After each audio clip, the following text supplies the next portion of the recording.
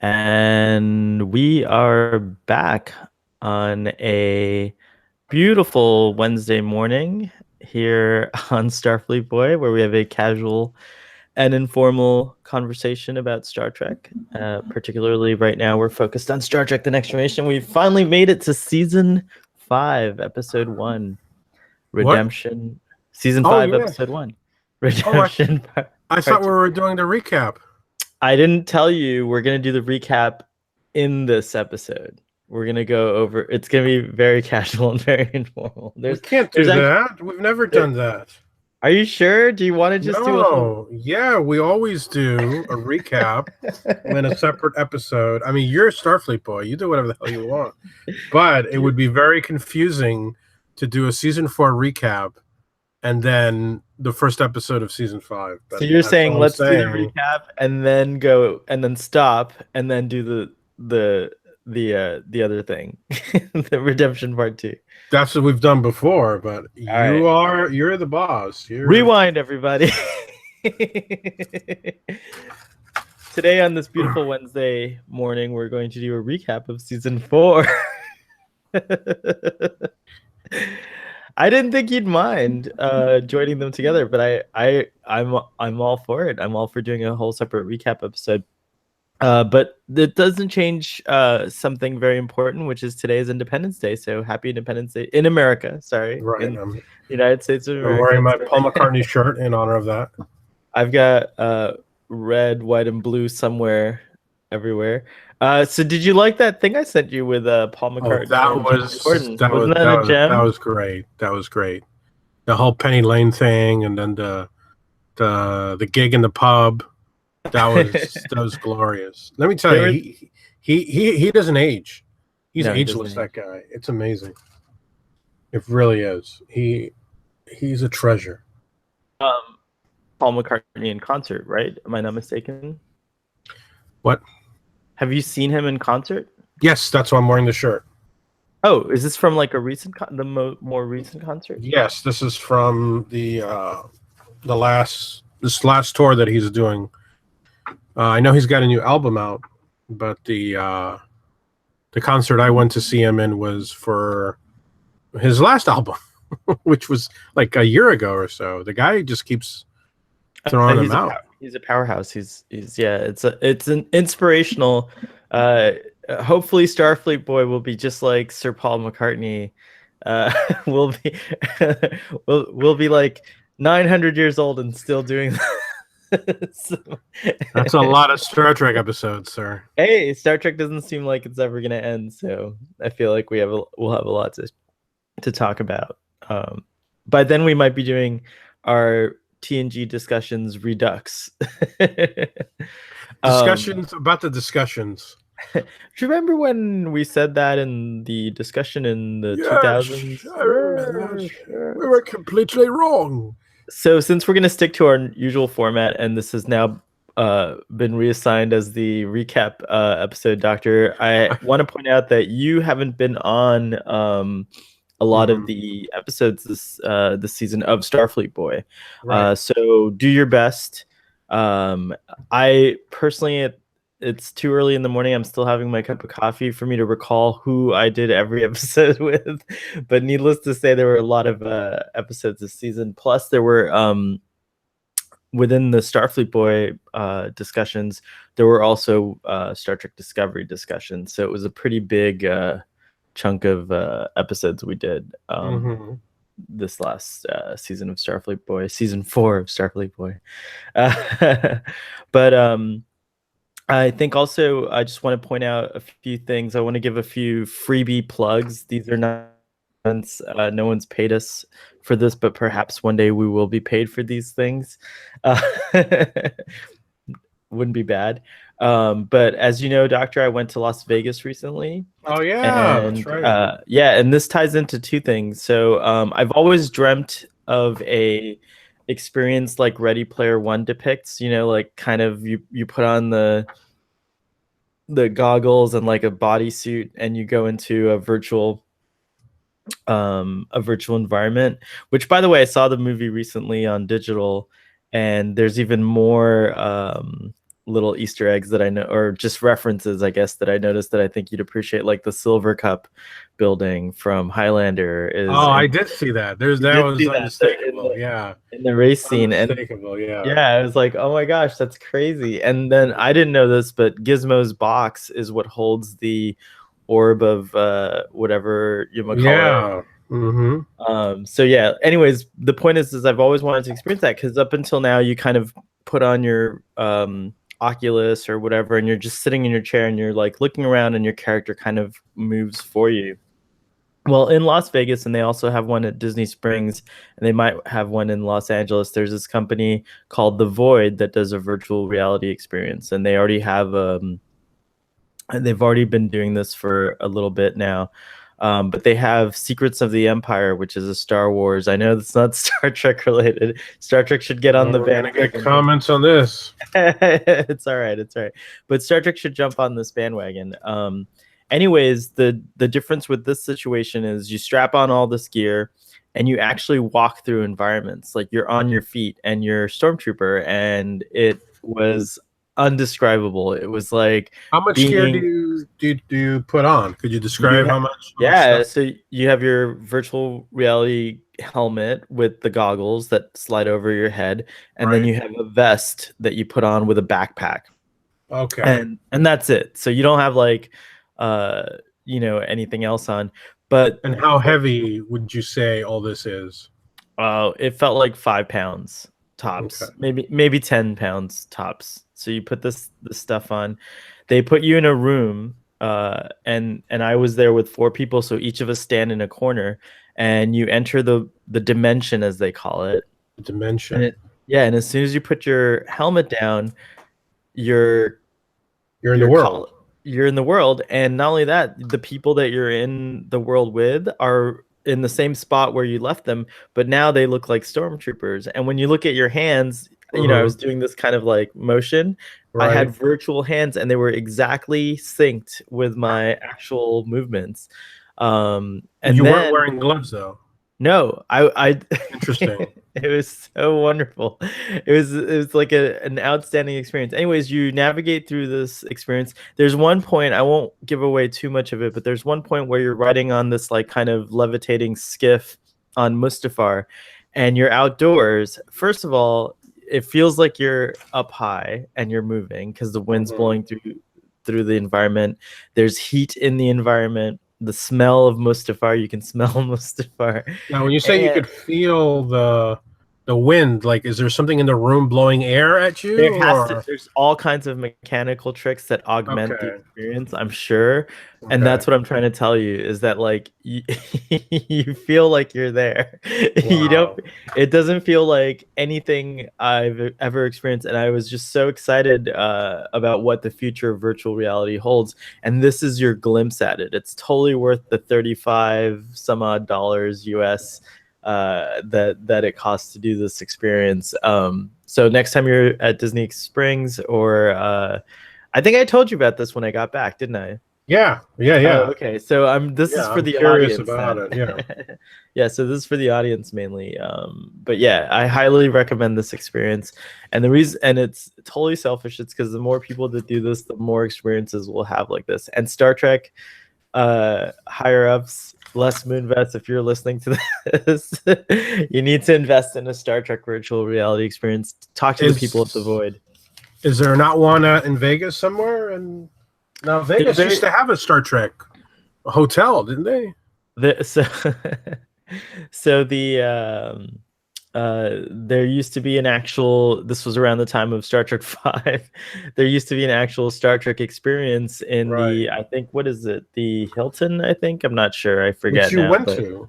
You went no, to. I didn't go to the Oh, you experience didn't go. when it was alive. I stayed in the hotel when the experience was closed, and recognized, because the bar still had all the like Ah, designs of tenfold. I mean, of, not tenfold. no, of Sports the, it bar. was supposed to look like the Nimbus 5, I think, or Nimbus 3 rather. that bar, you know, kind of like Oh, where I thought it was Quark's bar. Okay. no. I don't know if it changed later on. Like I'm sure they like tried to keep it going throughout separate iterations, but the prominent design features reminded me of the Nimbus 3 Okay. bar. Yeah. So it had already been closed. Like this was like something that I saw after the fact. Like there was no more Star Trek memorabilia or paraphernalia or anything. You can get any. It wasn't like supposed to be Star Trek themed anymore, but the bar looked like a future bar, and I could tell that it used to be this thing.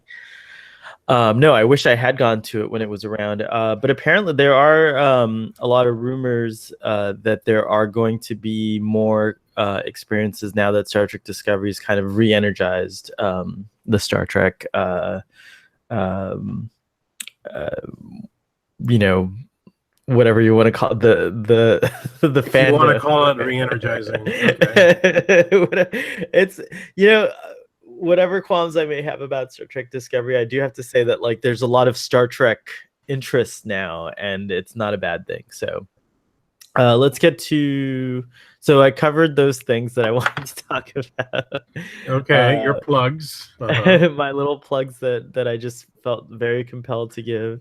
Was it just the Um, one? I thought there was more than one. You seemed to well, no, indicate. I said Ready Player One. I just kind of it came out on video Oh, okay, okay. or digital or whatever. So I think it's worth giving that movie a look because it's actually quite delightful, especially if you're around our age and our those of us that are entering our 40s or have been there for some time, Are such as already you. residing there, yeah. Yes, exactly.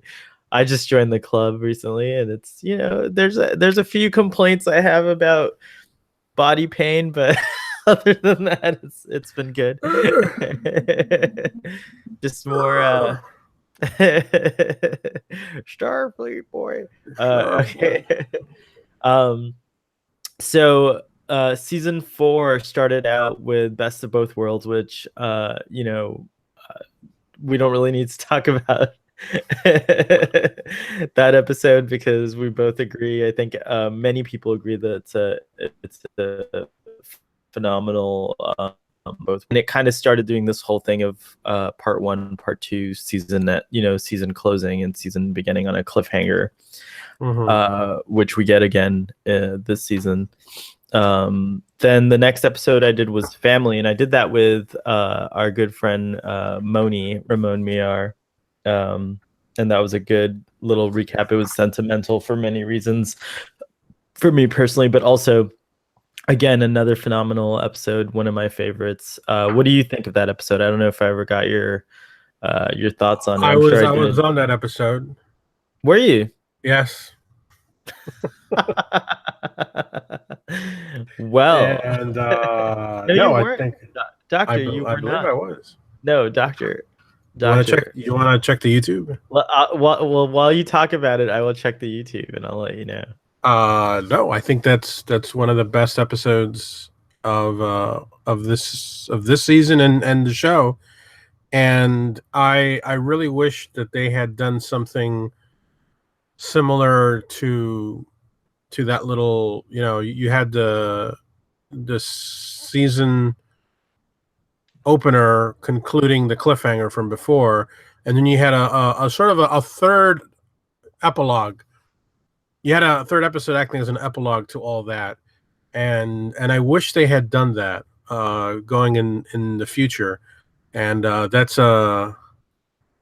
is going to echo later on in my assessment of season 5 opener, I which we're going just to. I just scrubbed through the episode discussion for Family, and you're definitely not on the episode, Are but you I'm really serious? honored. Yes, I'm really honored that you thought you I could have were. sworn I was there. I love that you felt like you were you were there. I'm pretty sure I discussed it. Yes, I think we did Brothers together, which which was the next one. No, I don't think I did Brothers. All right, But if I maybe I'm wrong. Wow, you that's crazy. this is a really great moment here to discuss how actually our memories are terrible. All humans. Yeah. This is not like a this is not just this is not just a thing that like this is what neuroscientists have discovered. They've discovered that memory is very unreliable. I can't unreliable. believe I was not on that episode. That's crazy. This is one of the reasons we need a database person on our Tell me about it. show. For so real, any, man. so anyways, by the way, I think it's very important we show Gary's artwork while we go through these. So Oh I'm yeah, gonna pull yeah, that for up. sure. But yes, Doctor, you were definitely not Wow. on that episode. I remember I because it was like, apologize. yeah, I think it was something you would have liked to have done, but schedules just didn't coalesce, as it were, for that. So we didn't get to do that. But by the way, I don't know if I should be. This is one of those moments where I'm gonna just go ahead and err on the side of erring. But our good friend Gary, who does all the artwork for the show, and he hasn't been on the show in a while. He's been very busy with his own content and also work. And also now I understand a little bit more. He just got married Oh, is that what his trip was? to Las Vegas. Yeah, he was there like a couple. We missed each other by a few days. I could have been a witness Oh, you're at the kidding. wedding. I Wow. just want to give a live long and prosper and Live shout long out and prosper, indeed. Gary and his wife, who I don't know yet. So hopefully we'll get to meet her pretty soon. Wow. Yeah, so Congratulations to him. congratulations to Gary. Yeah. And now we're gonna talk and show the artwork that Gary does. It's so beautiful. Let's see here. All right, episode art, season 4, and he just sent me over the first part of season 5. I'm so excited because it's beautiful, as they You know, say. it's great that despite it all, whatever he's doing, he still manages to shoot those out to you. He's a darling of the show, not just a friend of He's the show, dedicated. but yeah, he's a He's dedicated.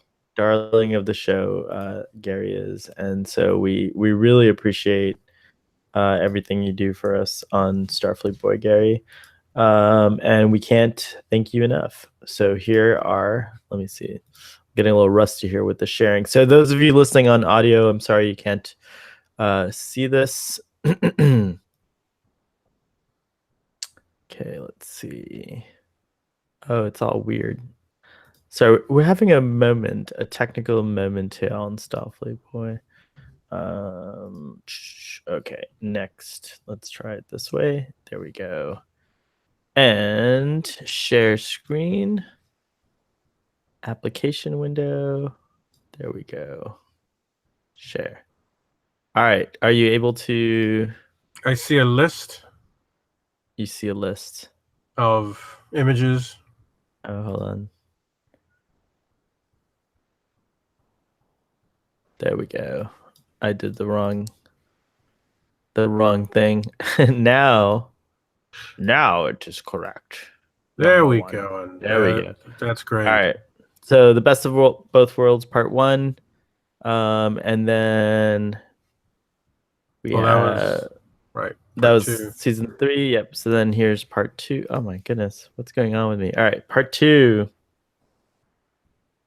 And there's the beautiful artwork for that. And then family, the Rozhenkos Yeah. and the Picards. Yeah. That's a great episode. Yeah. Strong start to the season.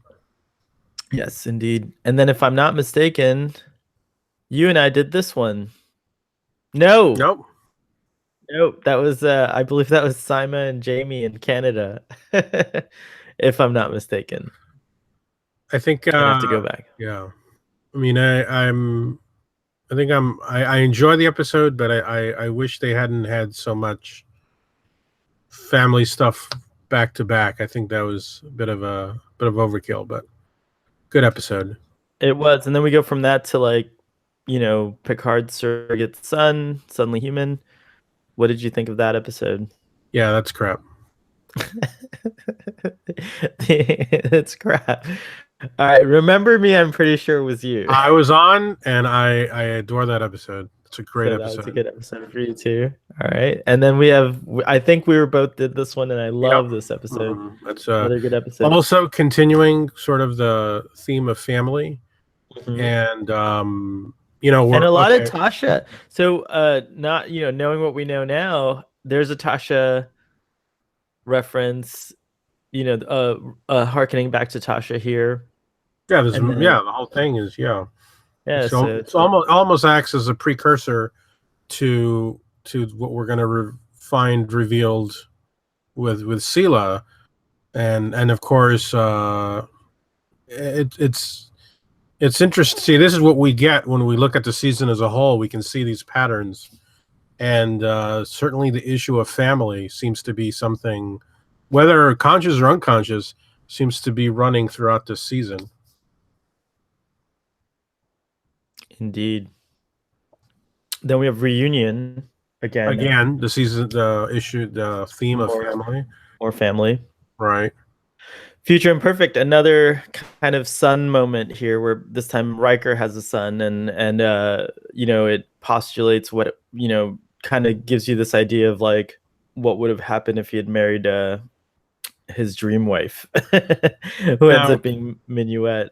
can we pause for a minute and just point out that we've got Romulans here in a major way, Yeah, it's true.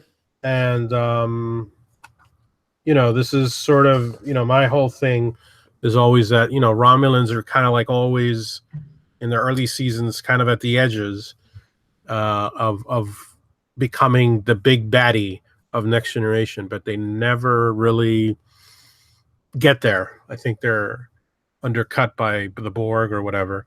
But yeah, that's sort of it's a what if family episode in a way. What if, this had happened? And also, the one with Tasha's sister also kind of what if we could have Tasha's sister on board the Enterprise, Indeed. So yeah. Final mission, the send off of Wesley Crusher as a reoccurring regular on the show, and now he'll be just a guest star. So we get Wesley's story wrap up nicely here with um, a mission with Captain Picard, where they both have to use their Starfleet training as well as their friendship. Comes into play to survive a dire situation. So, final mission. I like this episode. I don't remember how much I liked it, but I do recall liking it. What about you? I haven't seen it in a while. I have very few memories of it. But again, continuing with the theme of family on board the ship, and continuity. Continuity is very strong this season as opposed to earlier seasons. This episode has no resonance unless you've been a longtime fan. Same thing with the Tasha sister episode and Future Imperfect. Obviously, if you didn't see that episode with Minuet all the way in season 1, you have no idea about the reveal. So these are episodes that are rewarding longtime viewers of the show. I think the series at this point realizes it's got a lot of fans, and it's time to capitalize on the love that fans have for the show.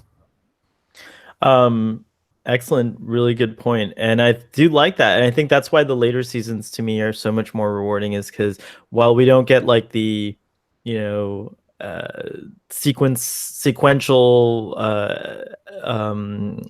events that you see in modern television, as so many people like to point out, I do think there are threads, as you say, tying into other, tying into past moments, and they create this almost this kind of like um like story arc of sorts, but it's more character driven for sure. But I still like it that you get a lot of these moments. Then we go to the loss. I see Troy's crying in this episode. Yes. I can't even remember what this episode is about. No loss there. Let's glance real quickly at the at the at the description on She our. loses her abilities, her empathic abilities, That's apparently. that's right. But like, didn't that happen before with the Uxbridges? Is that this episode? Is It it? might be the episode, yeah. No.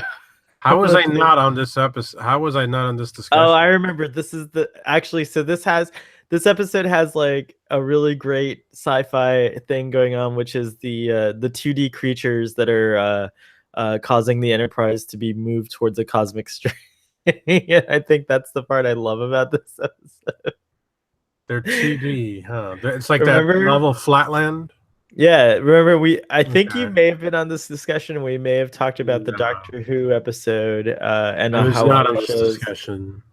You No. want to know? Do you want to know for sure if you were on this Yeah, discussion? I 'Cause want to know for sure, and I'm almost guarantee that I was not on that discussion. Let's find out. I'm gonna go to our episode discussion. You know what's awesome is you can Google search um really easily here. Okay, so no, it's Sean, but I thought you came in at the end. Let me just make sure. This was in it. Well, cameos don't count. Oh, and Gary's on this episode too. And yeah, no, you're not on this episode. This was cool. This is a Gary and Sean episode. Um Sorry I didn't remember you guys or this episode. So I don't remember what I gave this episode. I'm sure I gave it an average rating because I do really, now that I remember, I do like that science fiction episode, part of it, like with the new life, the strange new life form that is introduced in this episode. And do you have anything to say about it? It's just No. Data's Day. Jeez, what a creepy smile.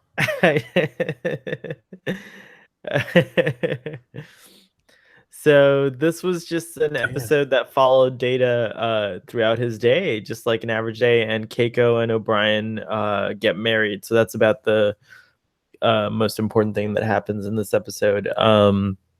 We also find out that he has been in continual communication with Commander Maddox, the guy who tried to Mm-hmm. uh, acquire him and take him apart. So I recall liking this episode. It was pretty good. Not the best, but pretty good. No, no opinions really. I don't remember it.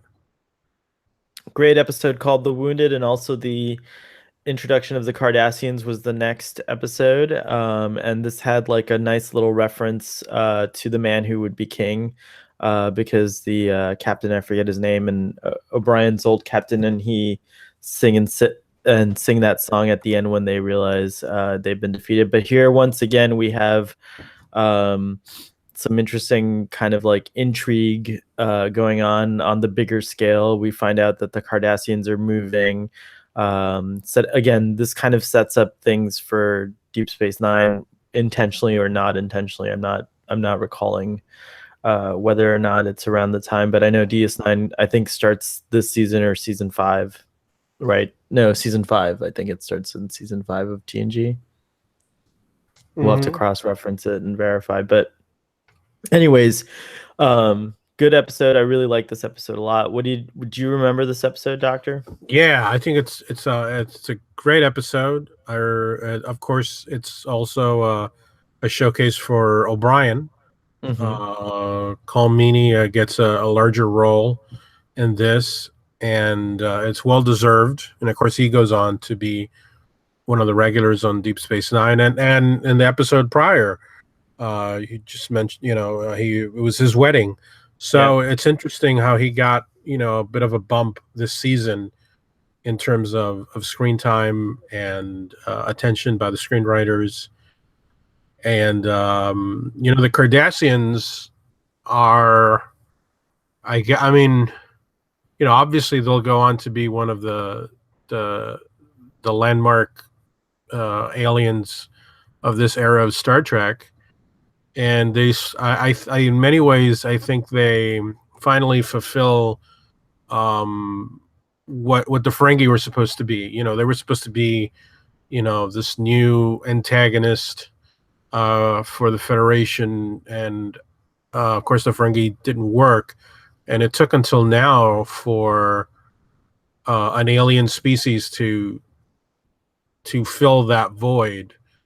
And the Cardassians are just, I mean, they're great. I mean, the designs, um, the aspects of their culture that we get to see in the episode.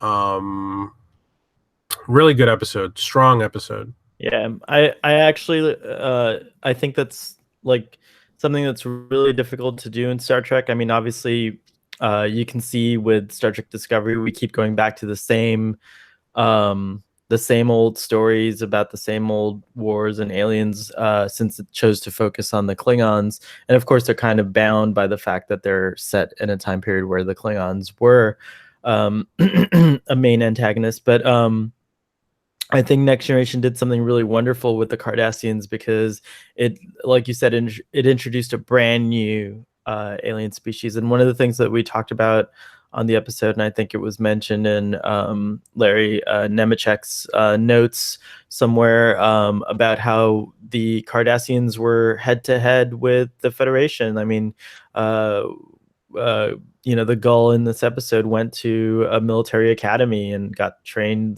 in strategy, the same as Picard. And so you're right; it wasn't like the Ferengi who kind of like are marauders or whatever, pirates, if you will. And so this was like a really interesting introduction, and of course it becomes the Cardassians become extremely fleshed out in Star Trek Deep Space Nine. So, but we don't stop seeing them in TNG. They come up quite a few times. They do, and you know what? It's a shame that for Star Trek's, for all these attempts at continuing Star Trek, we keep going back to, like you just said, we keep going back to Klingons and this, but all these, I would love to see Cardassians in today's Star Trek. What would their ships look like? What would they look like? What actors could we get in Cardassian makeup? Mm-hmm. The Cardassians are really an interesting race. Indeed. So yeah. Devil's Due. I'm not sure, but I kind of think you were on this episode, Yeah, maybe. actually I was. Yeah. Yeah. Yeah. uh, I don't remember what we said about it necessarily, but my feelings are that whatever we said about it, it's probably on the average side of things. Although there are some great moments of acting in this episode, as I recall. Especially on the part of Picard. But one thing we did notice is that he does suspect the Romulans are at play. There So we go. Hmm. Picard's very Romulan centric here. But yeah, Devil's Due, Ardra, kind of an episode that you might have even given to the queue or something like that. Classic charlatan exposed type episode. Something out of a Buck Rogers episode. Yeah, actually, Buck yeah, it did Rogers have show. that. Yeah. Even the costumes had that vibe. Clues was an interesting episode. Kind of a little, I guess, a mystery caper type episode that I thought was also very good because of the kind of the idea of this xenophobic civilization that tries to peacefully as possible, fend off visitors by erasing their memories of their encounter with them. But it goes wrong, of course, because data cannot be influenced by their technology, and is therefore creates a conundrum. And Data has to follow Captain Picard's orders. And so it looks like he's lying throughout the episode, which brilliantly acted by Brent Spiner. And I just remember that the episode still even though the outcome, the episode holds up because of the acting and all the technical, things that go into this episode, making this episode what it is. So I really like this episode.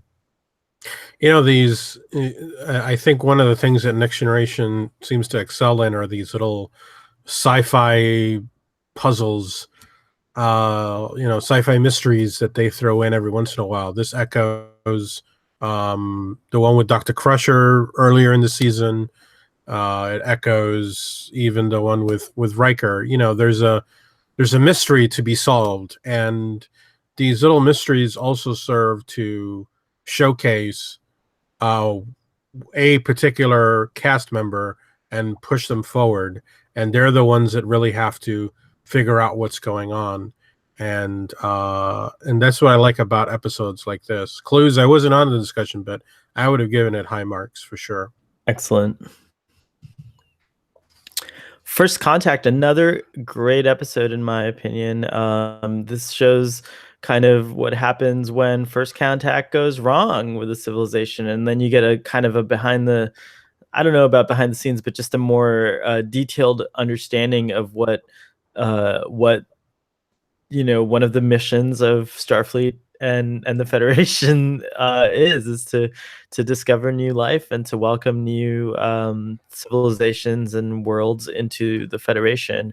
And so on this episode, we start off with Riker kind of in a hospital, and a bunch of alien doctors realizing that he's not quite from their planet. And I love it because this is something that like there's so many conspiracy theories and like kind of ideas about like aliens that have already been kind of on our own planet, and it just kind of like highlights those kinds of ideas. And I think it's just a great way to kind of parallel that in a science fiction story setting. And there's, especially in the 50s in Roswell, there's a lot of stories and anecdotal evidence about and the idea that aliens have come to our planet already. And then again, Enterprise does this as well with the Vulcans, and I just love these kinds of episodes that kind of like uh you know link to that idea. And so this is a really fantastic episode in my opinion. I don't remember if I talked about it with you. No, I wasn't on this one. Okay. I've no memory of it, to be honest, but it does Oh, recall last season, I think it was, they did one called Who Watches the Watchers, right. where it's also kind of well, they're trying not to make first contact. They're just kind of hiding amongst they're doing, they're studying these people without initiating first contact. So I guess as an example of the show trying to demonstrate the different types of, I guess you want to call them planetary explorations, where there's already an existing society. And I think maybe calls into question the I don't know what you call it, the morality of it, but maybe Starfleet needs to not do so many planetary investigations like this, and just kind We of. totally I think this episode I definitely was on with Sean maybe, and I think we went over that. Also, by the way, this is BB Newirth's guest appearance. You know, she's also famous as being Dr. Fraser Crane's wife on Cheers. And I think she may have been on Frasier. I'm not sure. I can't remember. But anyways, but yeah, no, it was definitely something that comes up. Actually, it comes up in this episode. Like you realize that like maybe this kind of like sneaking around isn't a good idea. But of course, the Federation doesn't really learn that lesson because Star Trek uh, Insurrection. uh, We can all learn a lot from that movie. we get a whole Many film of mistakes in that film. we get a whole film centered around the idea of relocating and interfering with other civilizations. So yeah, very good. It was a very good episode, Doctor. I highly recommend that if you do have some spare time, that you go back and see this one because it's pretty good. Good story there. Then we have Galaxy's Child, which I think that image says it all right there. which features the actual Leah Brahms. She finally, Geordi finally meets her, and it's very awkward and very strange and very weird. And then on top of that, you have this strange kind of, charming maybe subplot about the Enterprise accidentally killing a space whale, and then the space whale has a baby, and Picard's totally obsessed with making sure this baby stays alive. So I don't know. I have mixed feelings about this episode. I don't remember how I rated it exactly, but just recalling now, uh, I do remember that it's both delightful in some of the interactions between Geordi and Leah Brahms, and just like kind of them getting to a point of friendship by the end of the episode. Um, but then also, the space whale thing is just a little bit uh, overdone, maybe. But that wasn't necessarily the A plot, so I don't recall. But I think it was an average. I like this episode. Yeah, that episode sucks. You're just not. You're simple, very simple. Then we have night terrors. That actually I enjoyed. That's one where Troy is floating in the dreamscape or something. Yeah, so there's this the Enterprise is caught in an anomaly along with another ship, an alien ship, and uh they each have something that the other one needs to I think the alien ship is releasing hydrogen, and the Enterprise has to release no, sorry, the Enterprise has to release hydrogen, and then the alien ship releases something to trigger it and cause an explosion to Right. free them. But throughout the episode, Troy's having these nightmares, and there was a ship that was caught in the anomaly also, where everyone kind of just killed each other because they weren't having REM sleep. So Yeah. it was a very cool little sci-fi heavy, like science heavy episode, and I kind of liked it. Yeah. It was actually a very strong Troy episode. I think Troy was actually Yeah. used very well in this episode, and The again, you have it's the kind of the sci-fi mystery format, and it allows for Troy to come to the center of the plot and kind of figure things out. So Totally. And the only critique was, of course, the effects sometimes are now dated. I don't know what effects you're and, talking about there. where she's floating in that cloud, it looks like she's on a chair, and that the chair's, like, I don't know. And no comment.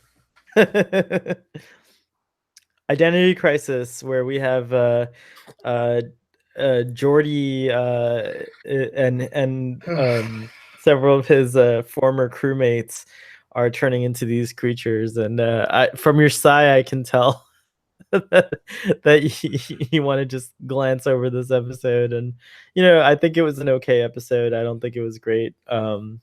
I don't remember what I said about it at the time, but at the moment I can't remember anything cool about it except for the fact that LeVar Burton gets mad props for dressing in this awful weird alien outfit and performing. I do remember that there were performances by him that, considering all things considered, were really good in this episode. Yeah, this episode sucks, man. The nth degree of Barkley episode. I love this episode. I think it's fantastic. I think Barkley episodes now are their own thing, and Lieutenant Barkley. It just like this was like a wonderful example of just like a mystery unraveling, and also seeing what what can happen to a human whose potentials are unlocked in this wild way. And so Barkley gets to be the unwitting recipient of mega intelligence, and hurdles the Enterprise towards the center of the galaxy, where we speculated that the inhabitants of the center of the galaxy might, in fact, since they're just giant heads floating around, that the god of Shakari may have been one of these aliens that was exiled to Oh wow, a that's planet. great. So That's yes, fantastic. so That's that, fantastic. yeah, I mean, whatever, right? Why not? I do remember enjoying the depiction of the center of the galaxy in this episode much more than I enjoyed in Star Trek Five. Um, uh, and that's all I can say about it. Great episode. Do you remember anything about this episode, Doctor? No, I don't, and but like you said, you know, Barkley episodes are just sort of a genre unto themselves at this point, and it's interesting that the show is expanding its palette of recurring guest stars. One of the things I want to do when we're done with listing the episodes is just take a look at, okay, who's come back, who did we not see, who did we see, and Berkeley kind of joins the roster with Troy's mother, with Q. They are these characters that fans look forward to. And it's like, oh, are we going to get a Berkeley episode this season? So I think it's interesting that Next Generation has that they found success with Berkeley. Yeah, and I remember this year, I don't know if I ever discussed it on one of our episodes, but I listened to a podcast interview with Dwight Schultz, and he's delightful. I would love to meet him. I would just actually love to sit and talk with him about anything. I mean, he seems to know a lot about technology and science and has an interest in it. And just Dwight Schultz, huge fan here of yours, especially after getting to know more about you as an adult here. I always liked your performances, but now I enjoy you as a person as well, or what we've seen of you as a person, rather. I'm not a friend of Dwight Schultz yet. Oh, how very Barkley of you to say that. um, then we have Cupid. And speaking of returning characters, you get Exactly. Vosh returns in this episode, and then Q, of course, we get our annual Q appearance, and this one takes place in Sherwood Forest, and puts the crew in the role of the famous, Merry Men, and Robin Hood, as Picard in the role of Robin Hood. And I just remember having a lot of fun with watching this episode, and it did make me laugh out loud a couple of times. And you know, uh, probably not an episode that I would just watch. Not one of those episodes where I would be like, "Oh, I'm gonna watch Cupid." But since we had to do it for discussion, it was pretty delightful to watch, and I enjoyed it. And I do love Vosh, and we find out at the end of this episode that it kind of sets the stage actually for a future DS9 episode, which is really interesting. But Vosh and Q go off to explore the galaxy or the universe together, actually, because Q works on that scale. And later on, she dumps him and ends up on Deep Space Nine. So that's actually the next time we see Vosh. I don't think we see her again on TNG, if I recall correctly. This is her last appearance on TNG. Which is a real shame. Mm-hmm. But I think that to be fair, I mean, Vosh wasn't ever going to be the love interest that Picard and the fans want for Picard, because she's never going to settle down on the Enterprise and he's never going to leave the Enterprise. So Well, that would have been the tension. That would have been the yeah. constant tension. I mean, but I will add to this is that this episode came out in, I believe, 1991. And 1991 was a big year for Robin Hood. That was the year that Robin Hood, Prince of Thieves, was on the big screen with Kevin Costner, and Great movie. also there was I think actually a far superior version of Robin Hood with Uma Thurman and Patrick Bergen, which was supposed to compete with Prince of Thieves, but instead, and it did in Europe, but on American screens, it ended up being an ABC movie. And Really? yes, and it has an amazing cast. It has It has Patrick Bergen as Robin Hood. It has Uma Thurman as Maid Marian. What's it called? Is it just called Robin It's Hood? just called Robin Hood. And it has Jurgen Prochnow Oh, as, yes, the I just have sheriff. to say that name. Um, so yeah, I mean, the great actor, of course, from the great German film Das Boot, and And many other in roles. many other roles. But I don't know how he's never been on Star Trek, to be honest. But Robin Hood was just something in the air. It was very, it was kind of odd. I'm not sure why Robin Hood was just of the moment in 1991. And of course, Next Generation somehow managed to tap into that as well. Was the Robin Hood Prince of Thieves a Paramount film? No, it was a Warner Brothers. And Interesting. then the other one was the entry from Fox. Oh, interesting. So everybody kind of had you know, their little Well, stab at Robin Hood that year. well, I haven't seen the British version that you talk about from '91 with Uma and Jurgen Prochnow in it, but I can say that like Prince of Thieves is very much high up there on my list of favorite films, and I think it's kind of like it's just one of those movies that like really worked. I remember, I mean, of course, I was a kid at the time, and so you know, epically exciting, especially like some of the camera work where uh the camera looks like it's attached to the actor. Remember, there's a lot of cool Yes. like Uh-huh. interesting camera work and cinematography, I guess. And a But fantastic score by Michael Kamen. yep, it's true. And Uh, yeah, and that's a Kevin Reynolds film. Kevin So Reynolds. Yes, sir. mhm, Good job. mhm. Yes.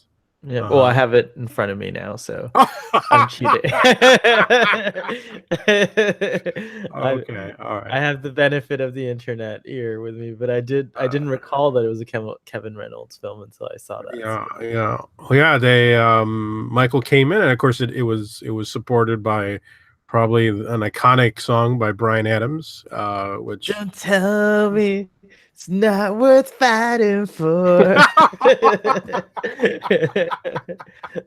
there you go. There you go.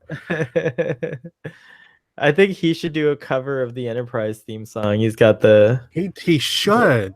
the chops for it. Although that no, Gosh, you're right.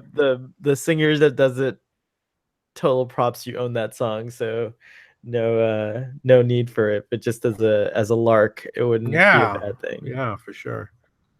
But odd that you would talk about how the mood of Robin Hood was around that time. So there's a new. I saw a trailer recently for yet another. Did you see Uh, that? What I time period is that set in? so there's this weird trend now to remake all these kind of classic medieval tales with a lot of just like modern music and out of context language. So Yeah, and even yeah. the costuming, like there's a lot of scenes that looks like it's just happening at a club down at South Beach. I mean, I it's weird. Yeah. it is. I think there's a specific audience that it's targeted to, like it's like this teenage uh CW network audience that I I think know, but it's they don't come out in droves because that King Arthur movie tanked famously, the one that Guy Ritchie directed, right. and I watched it, and it had its major problems. Major Um, problems. It had some things that were interesting though. I did like, for example, how Uther became the stone. Like there were some really interesting things in the movie, but I look at them as just not. There's already definitive versions of these stories that we can rely on, and so yeah, yeah, no, for sure, for sure. Yeah, Excalibur. There, John Borman's Excalibur is to me right. Robin and the Marian, right, stuff like and that. stuff like that. Yeah. Lady Hawk, Lady things Hawk. Oh, which Lady are Hawk. Don't get me started. speaking of Lady Hawk, and going back to Ready Player One for a moment, if you do have the chance to review that film in a digital format to rewatch it, Or Doctor, Blu-ray. or Blu-ray, sorry.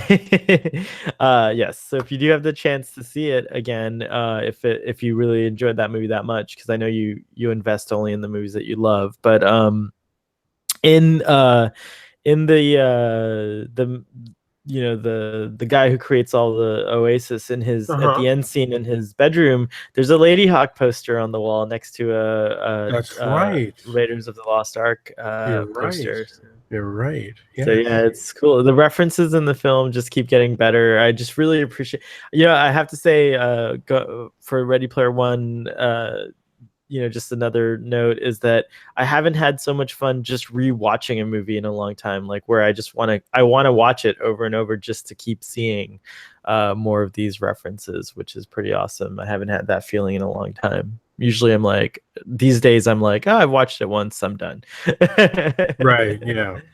So the Drumhead is a Oh, phenomenal episode. I think that it's just worth it to go watch our discussion because we pretty much talk about how awesome this episode is. But has one of the best Captain Picard monologues. It has a few of those, and just a great theme and discussion. The episode evokes a lot of discussion around uh the state of justice, and it's always good to kind of like pause and wonder about those things. And also, just a side note, this was an episode I did with Jamie and Sima in Canada, and we went off on this side tangent about how the legal system's different maybe in Canada, and we got stirred quite a bit of controversy with that episode. So it was a controversial Starfleet boy episode.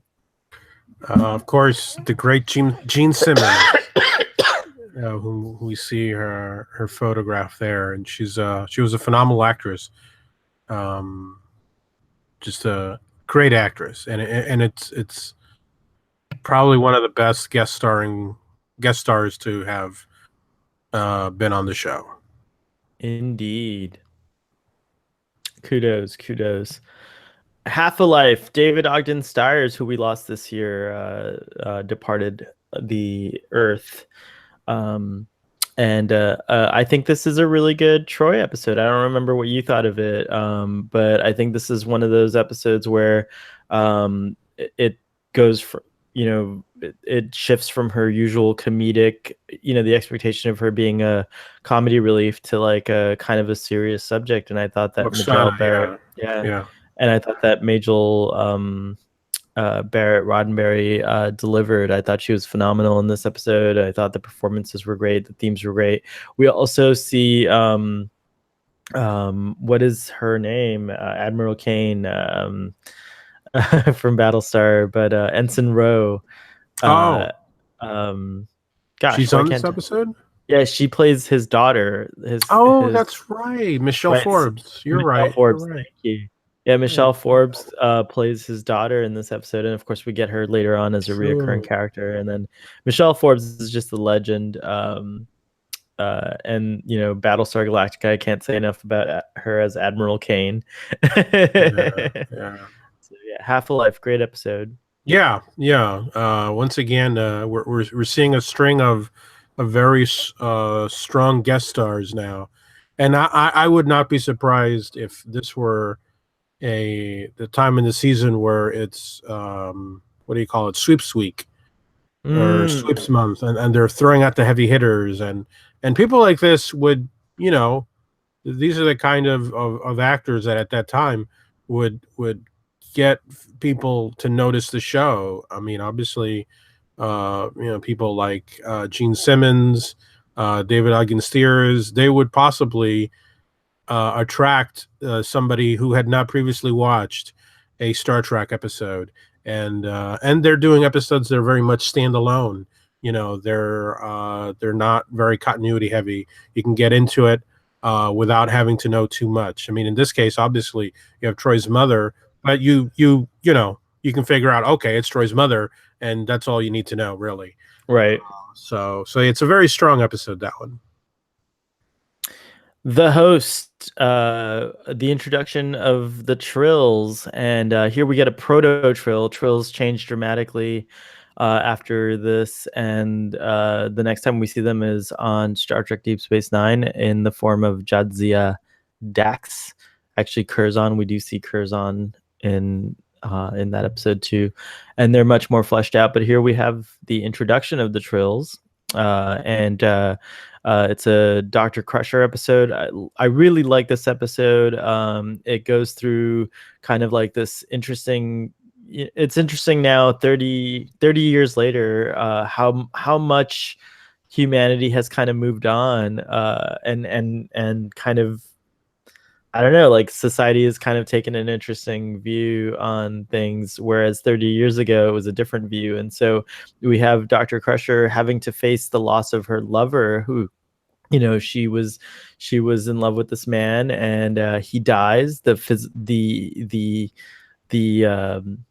The host dies, rather, I should say, and then the actual being, the Trill, uh has to go into Commander Riker for a few minutes, and that throws her into a loop, for a few hours, and that throws her for a loop, and she has a tough time handling that, and then gets another host, and this time it's a woman, and she just, that's the threshold of Dr. Crusher's ability to adapt, and she can't do it anymore, and so she has to say, no, I'm sorry, I don't think I'm evolved in, or humans, she says, are ready for this kind of thing. But of course, 30 years later, I don't know if that's going to be true about future humans. I think future humans are going to be a lot more fluid than Star Trek may have depicted them in this episode. But aside from that, this is a phenomenal episode, beautifully acted by Gates McFadden, and just a really kind of like touching episode in many ways, in a bizarre, with a set against this really bizarre context. So I really like this episode. Um, I don't really recall the episode that well, to be honest. So no comment. I mean, I do know it's definitely sweeps month because I do know there's a lesbian kiss at the end, isn't there? No, there is not. Oh, there isn't. No, that honor goes to Star Trek Deep Space Nine as being the first to feature a. Oh, I thought Crusher. Okay, never mind then. Yeah, Then no, it's no. the end of Sweeps Week. Sweeps Week is over because the lesbian kisses come out during Sweeps Weeks. Okay, never mind. Sweeps Week. I haven't thought of Sweeps Week in so long. Do we still do those? I don't think so. I don't know. I don't think so at The all. mind's eye. Here we start the end game leading up to kind of this is where we finally start to see the shadowy Romulan figure that's putting all these machinations into effect, and one of them is to turn Geordi into a brainwashed assassin. Yeah. Mm-hmm.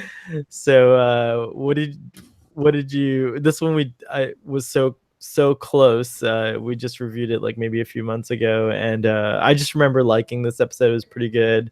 um Yeah. This is a very good episode, and the whole, once again, bringing Romulans to the fore, um, kind of menacing in the shadows, shall we say?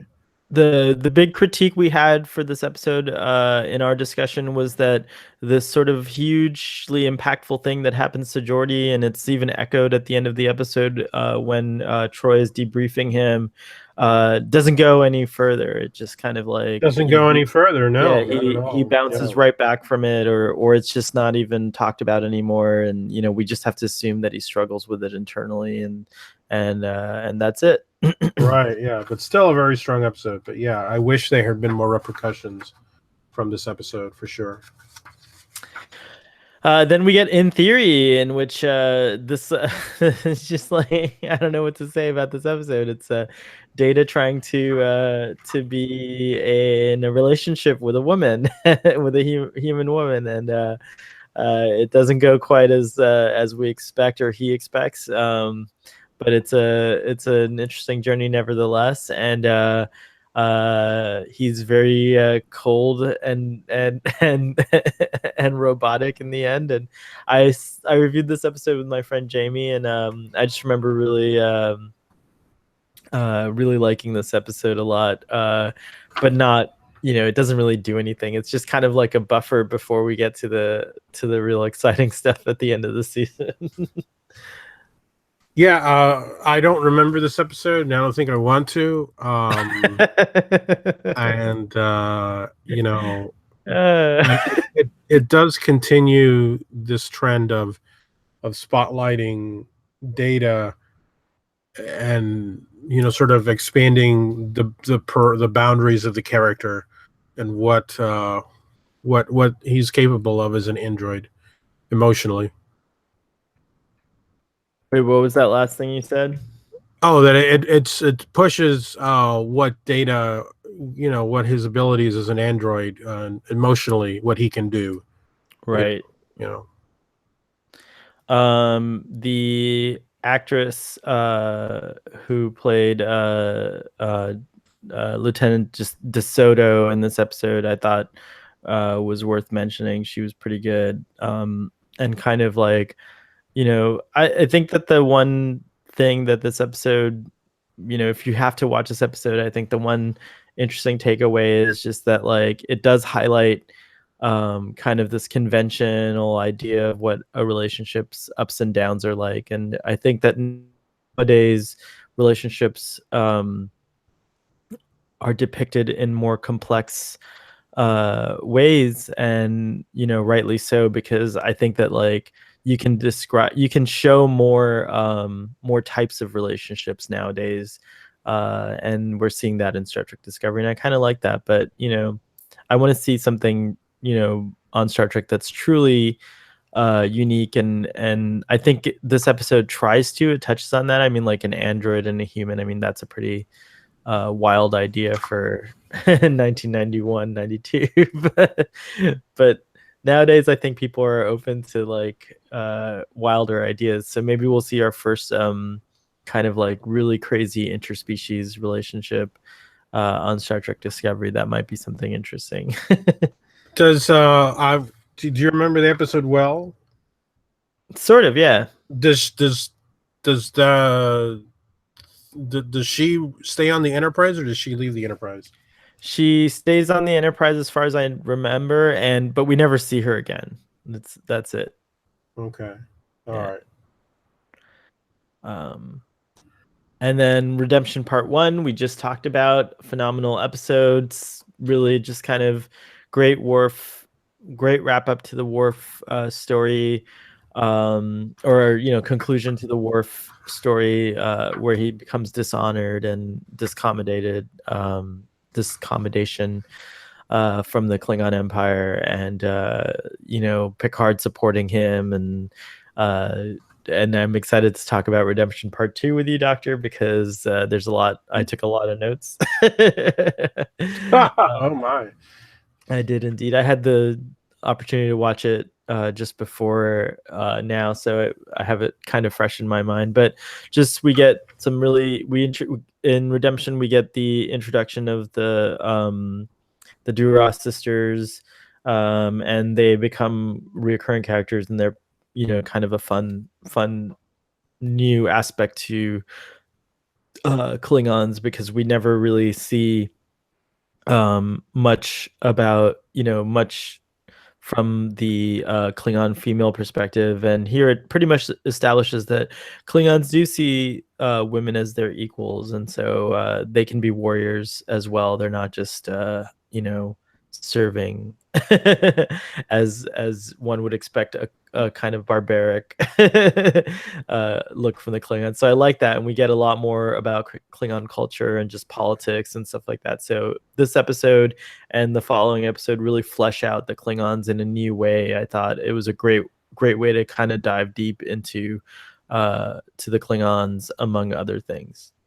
Plus, we get Sela, who ties into previous season's episode, Yesterday's Enterprise, and brings this interesting new idea up. And we get her as, I guess, the manifestation of the Romulan threat. Kudos to Gary for that image, because that's from one of my favorite Scenes in the sequences episodes, in the yeah. episode when he's taking the long walk to the transporter room. Um, Well, this is my favorite part of these season wrap ups, which is I like to compare uh, how many episodes each character gets, and just my rough estimation. Now, of course, Picard really is. I always argue, Data and Picard are the main characters on this show, and they get the lion's share of the solo episodes. And by my count, Data gets about 4 episodes where it's really about him, Right. and he's at the center of it.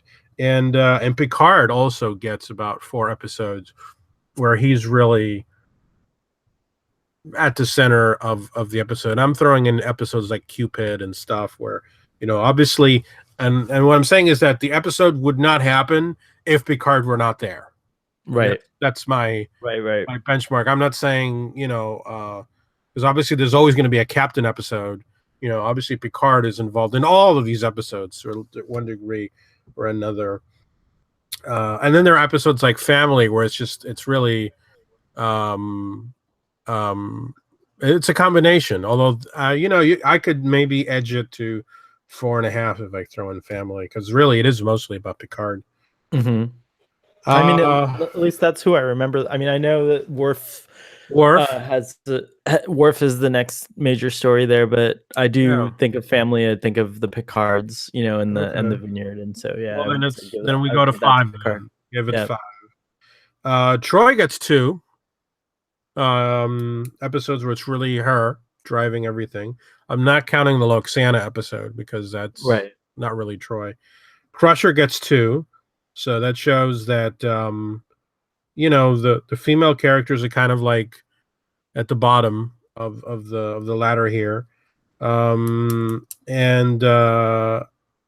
But I think it's about on par with what it was last season. I think maybe Troy got a few more last season, to be honest. And then Geordi and Worf get a little bit more than last season. Geordi's got about 3, which I think is more than Galaxy's Child, The Mind's Eye, and what would you say the other one was?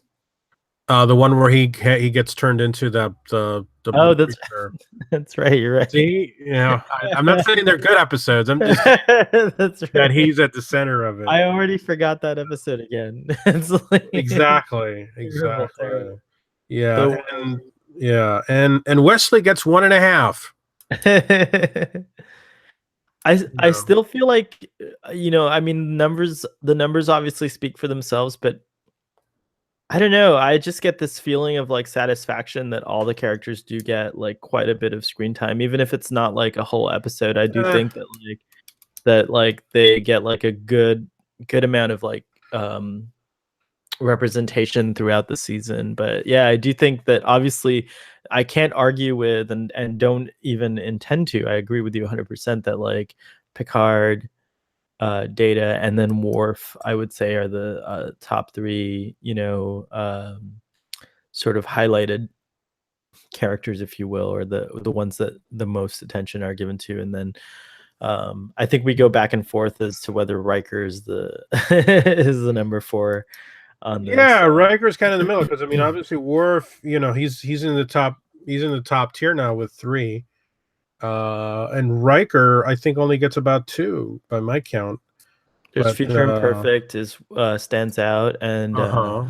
what else? Let's see. Well, I think the one where he goes, it's the first contact one, isn't that Oh, right. So a that's it. Yeah, heavy you're right. Riker one? Absolutely. Heavy Rock one. So that's 2. Yeah. So everyone Yeah, gets about 2 episodes except for the Picard, Data, and Worf. yeah. Well, Worf is recent to this list, and Geordi got 3, so it's interesting. Another thing I've noted it is that obviously with Wesley having less to do in the show, we have an uptick in O'Brien, and we get to see a lot more of O'Brien this season than ever before. And with O'Brien, we get a new character. Keiko. We get Keiko. Yeah, of course. So it's kind of a 2-for-1 deal. With Wesley out of the picture, there is suddenly more room for somebody like O'Brien and subsequently Keiko, who of course both of them go on to greater success. on Deep Space Nine, I think and Keiko is one of those characters that like I really love because at first you're kind of like, oh yeah, who's this character and where does she come from? She claims to have had this the show kind of just like pops her in and gives her an instant relationship with Data and like, all these things. But she definitely earns the character earns that kind of investment throughout the rest of the series and Deep Space Nine, of course. Um, Gosh, I really would love to see some kind of follow-up miniseries. And now that there's a rumor, oh, Arthur's like fast asleep. He's just yeah. over there having a nice little nap. That's my cat right over there. Um, Hi, Arthur. um, uh, there's rumors that Patrick Stewart signed on for some kind of Star Trek gig coming up. On TV. So I'm hoping, whatever we call TV these days.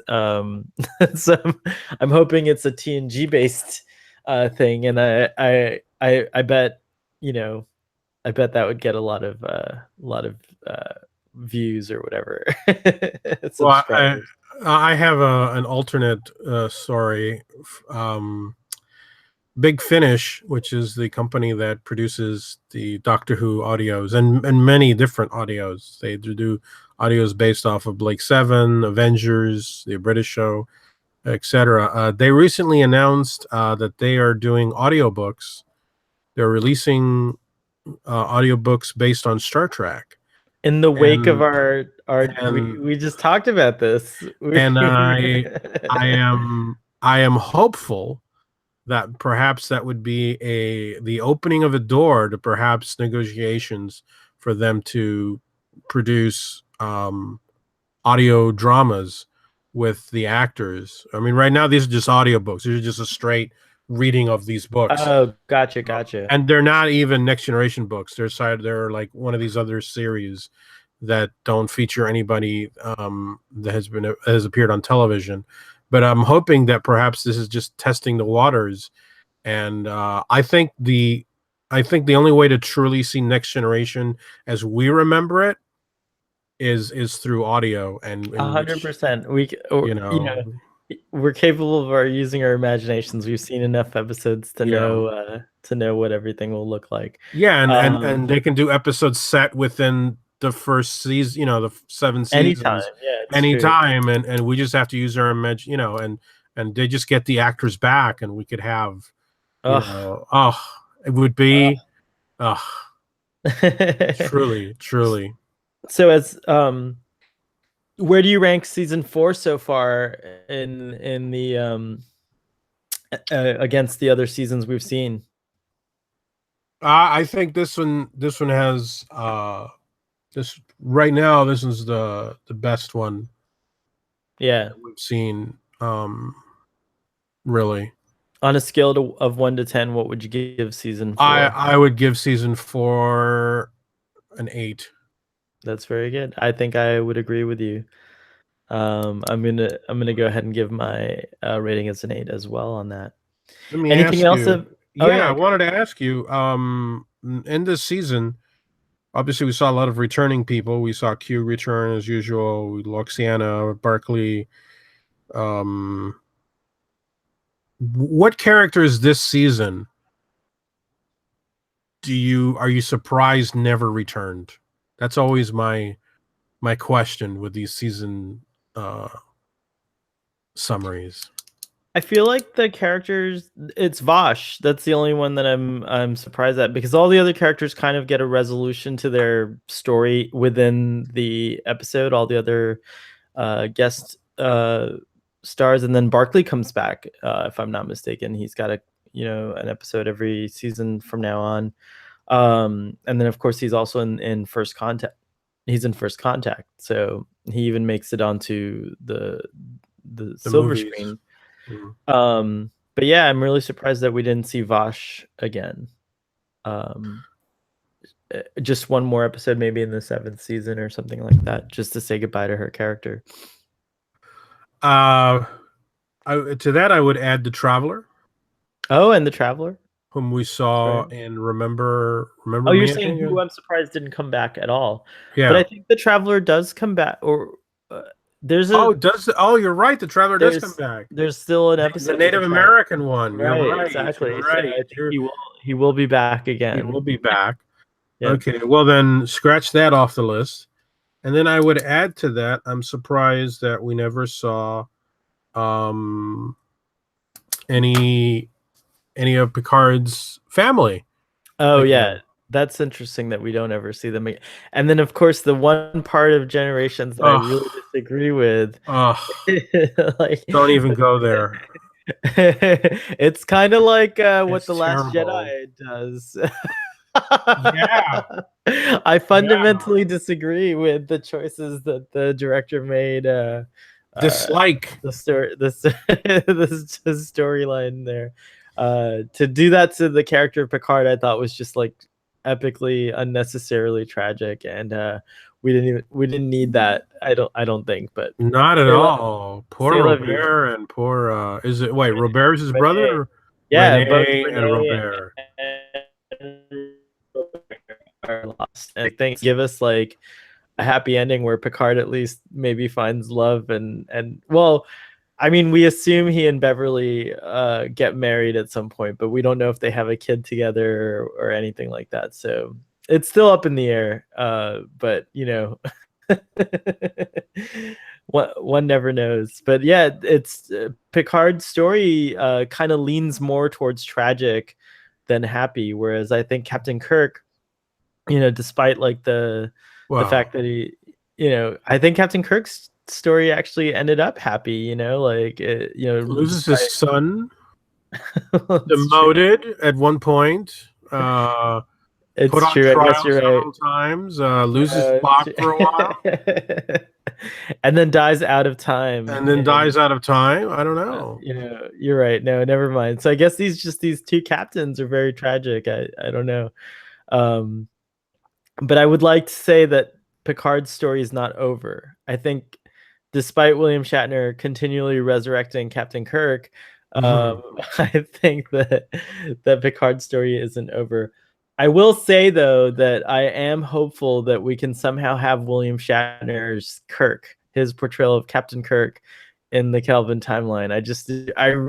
I don't know why I'm such a lobbyist for this, but that would be a nice thing. I would love to know what the rest of the audience and Starfleet Boy regulars think of that, but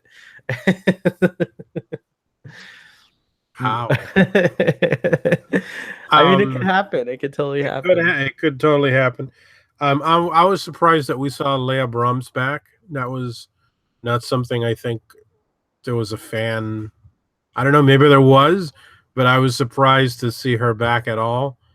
And Well, what's delightful about that episode, I think, is that it is the real Leia Brahms, and Geordi has to kind of like fess up to his internet stalking, if you if right, you will. It's right. like, I mean, like, and I think that all of us have had kind of an experience, not all of us, but many of us have had kind of an experience where we've admired someone from a distance, if you will, or just like, and then you become their friend, and at some point that they realize, wow, you really know a lot about me. you know? like like because it's happened a couple of times to me anyway. So it's a relatable episode, and you're right, it wasn't expected, but I think it's an episode that like was needed. Like I think it does help help people understand and cope with something that really happens to people. I don't know. It's an interesting thing. It kind of gives you like a little moral play, if you will. And of course, Lore returned Yes, this and season, brothers. which I was happy about.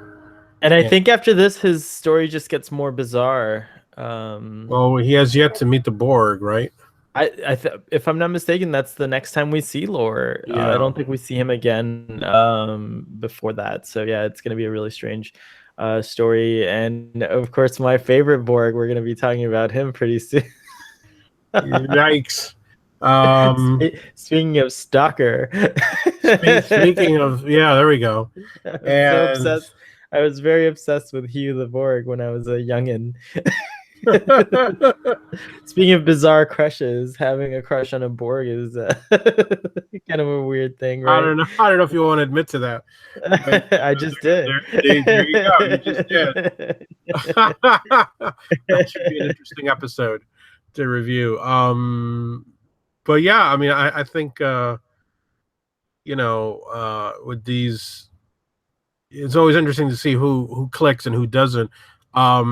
It seemed to me that the character of Audra, Yeah, we the talked about that. she seemed to be set up for future, but I it just never happened. Just I think didn't. it's too much. Like you have Ardra, and once she's been revealed as a charlatan, and really she's just like like I said, I think she's just like the Q. I mean, like the Q handles that type of story well enough on its Mhm. own, and so Yeah, yeah, I wasn't surprised that she never came back. Um, I was kind of done with her. and I thought, I mean, of course, with Sela, probably that would have undercut that, but the character of Tasha's sister, even though she does stay behind on the planet, I just thought, I wonder, you know, what would have been like if they'd somehow run into her again, considering all the complicated feelings that people had Right. towards her, and would we have gotten some redemption of that character after the ending in that episode? And then the episode that you just were talking about, just the one where Data falls in love with what is the name of that? Lieutenant DeSoto. DeSoto. DeSoto's still on the ship somewhere, right? I mean, I don't mean just rekindling something with Data, but just to have seen DeSoto again as a in her whatever her role is on the Enterprise. It's curious that we never saw her again. Um, these one-off characters that we see on the ship and never again.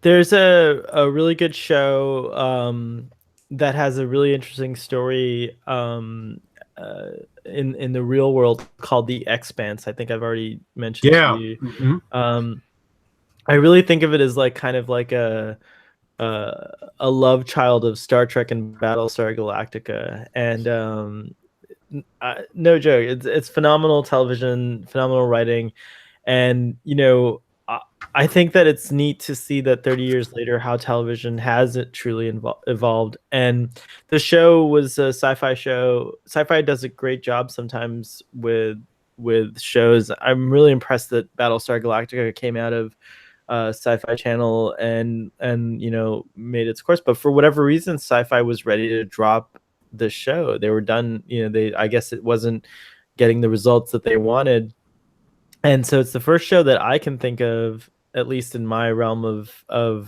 in my sphere of likes, that has been saved by the internet. There's an internet campaign to save The Expanse, and now Amazon Studios has picked it up, and they're going to continue the show. So I highly recommend you watch it.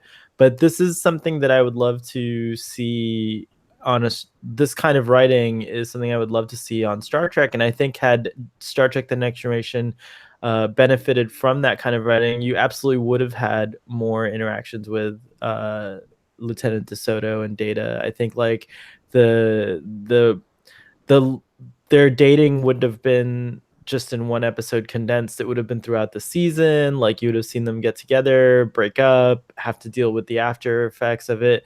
And there would have been room for all of that. I think modern television is very dense, but if you follow it from episode to episode, it's not hard to keep track of everything that's going on. So just I think again, we've talked about this sort of till you can't talk about it anymore, but TV 30 years ago was designed for syndication. Star Trek was designed to be syndicated, and there was no way to guarantee that audiences were going to see this show in order. But nowadays, with digital delivery and audiences can watch an entire season at their leisure.